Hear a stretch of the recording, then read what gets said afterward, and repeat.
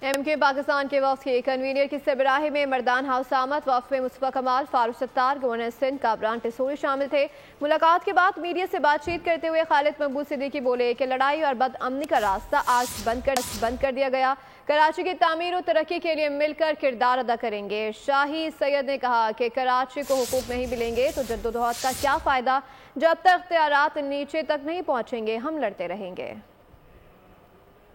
इस शहर का अमन पाकिस्तान का अमन है। यहाँ की तामीर और तरक्की पाकिस्तान की तामीर और तरक्की है। आज हमने इंशाअल्लाह ताला नफरतों का, तसादुम का, लड़ाई का, बदअमनी का सारा रास्ता आज बंद कर दिया। इंशाअल्लाह ताला तामीर, तरक्की, अमन, खुशहाली, तालीम सब पर बात हुई। मिलकर पहले कराची को तामीर करते हैं ताकि पाकिस्तान की तामीर को यकीनी बनाया जाए। एक अहम नुकता है 18वीं तरमीम, जिसके ऊपर हम हमेशा बात करते हैं कि ये हमारी कामयाबी है कि सूबों को इख्तियारात मिल जाए। 18वीं तरमीम में वो चीज़ हो तो गया, लेकिन इम्प्लीमेंटेशन नहीं हुआ। जब तक जिलों को अपना हक नहीं मिलेगा तो हमारा जद्दोजहद उस वक्त जारी रहेगा।